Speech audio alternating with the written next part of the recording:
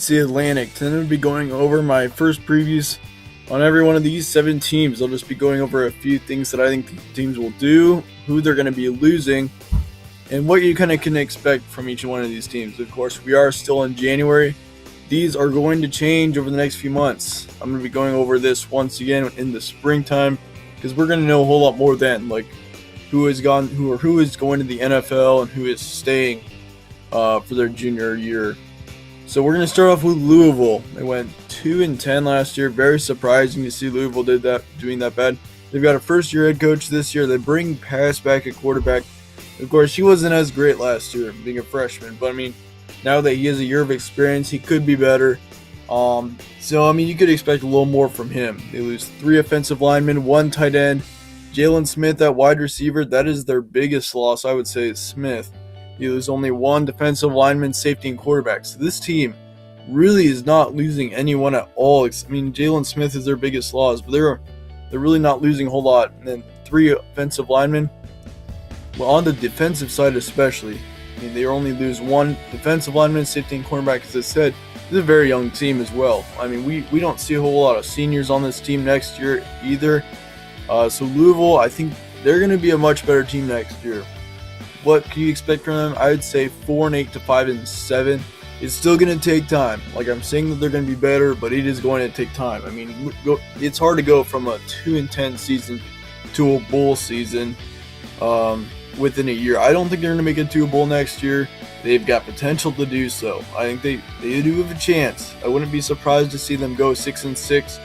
But I think right now 5-7 or 4-8 is the most reasonable record for Louisville.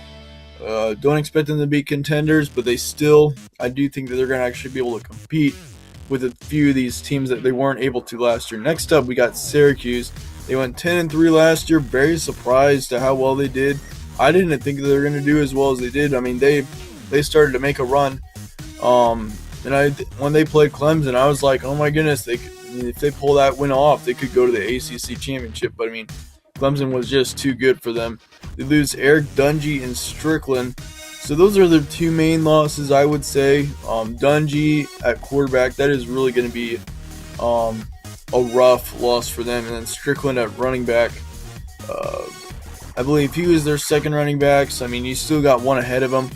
But, that's still a loss. So they also lose 3 offensive linemen, 1 tight end, and a defensive lineman, 2 linebackers on defense. And so, they don't really lose too many tough losses.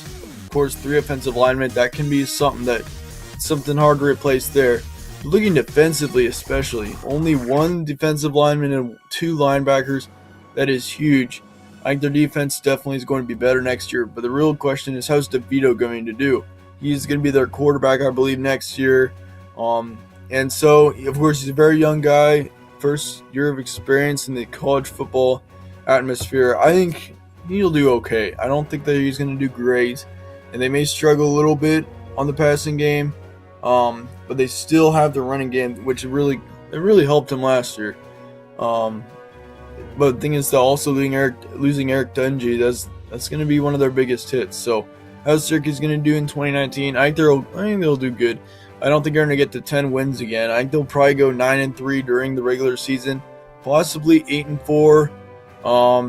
It may be a little rough. It's not going to be as good of a season, I don't think. But of course, they're still going to go to a great bowl game.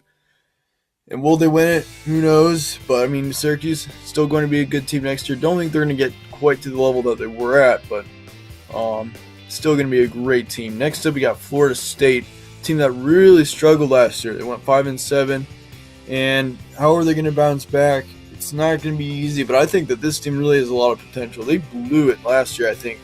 Of course, having a first-year head coach, that can always affect it. They got Francois Akers coming back, lose 3 offensive linemen and 1 receiver. That's their biggest hit, and then also 2 key defensive linemen and only 1 safety. That is all that they're losing. Most of these teams in the ACC hardly ever losing anything.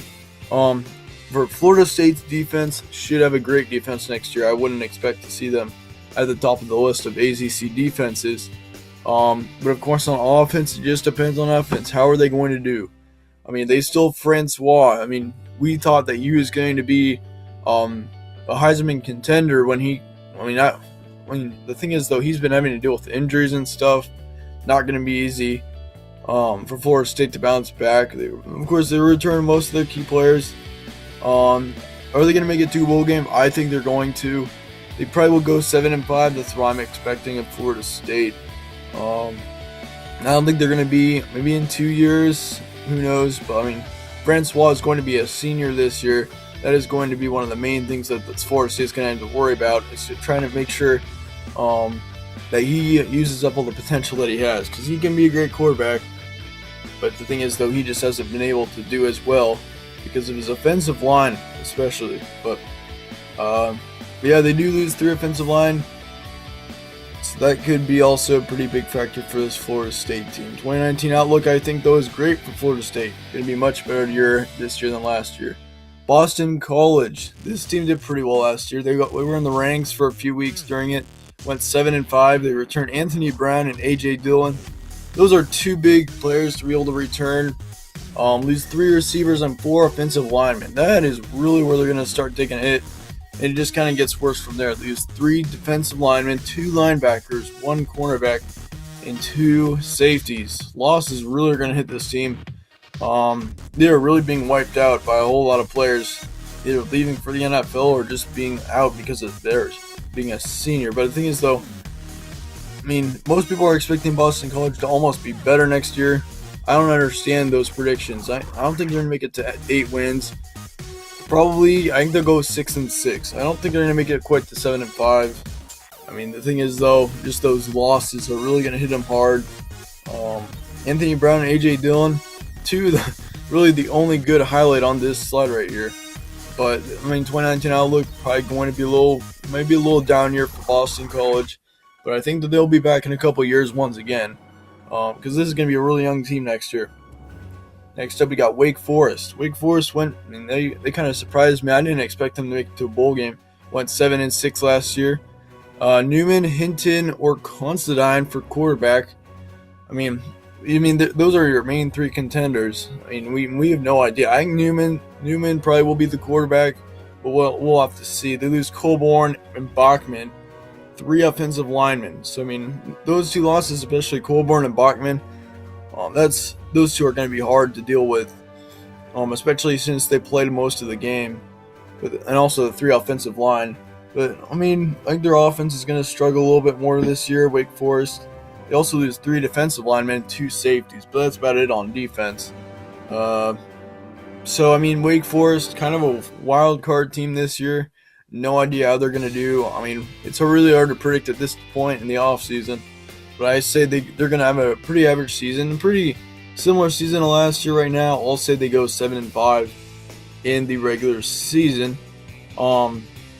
Yeah, really these ACC teams, as I said, they don't really have many losses. I mean, the main team that we see in the ACC is getting hit by losses is Boston College. That team's really getting hit hard. But now next up, we're going to Clemson, national champions. They return Lawrence and Etienne. That is going to be huge for this team. Lawrence especially probably will be one of the better quarterbacks in college football. And he's only a sophomore, note that too. They lose 2 offensive linemen and Renfro. Renfro is going to be a huge loss for them at receiver. But they should stay great on offense other than that. I mean, returning Etienne, and I mean, they're only losing 2 offensive linemen other than Renfro on offense. So it's going to be good. Clemson's probably going to have one of the better offenses in the country, or probably the best offense in the country for that matter. But the thing is, though, that on defense, this defense may struggle. No one's really talking about this. They lose 4 or 5 defensive linemen, 4 linebackers, 2 cornerbacks. Yeah, it's going to be tough because we don't know. It could be 4, it could be 5. It depends on whether 1 or 2 of these juniors decide to go to the head NFL or not. I mean, they could go to the NFL if they want. It just depends on whether they want to either build their resume or just go for the NFL. But yeah, 4 or 5 defensive linemen. It's probably going to be 4 for sure. So, I mean, yes, the defense could struggle a little bit. Not going to be as good as next year. But 2019 outlook, I still say, is great. Are they going to make a run for the national championship? I definitely would say so. They will probably get to the college football playoff once again. I'm expecting them to. I mean, that offense is going to be an offense is going to be superior, and they're going to be hard to stop. But the thing is that their defense really is going to need to step up if they're going to get to the level that they were last year again. So Clemson, team that's going to be more interesting.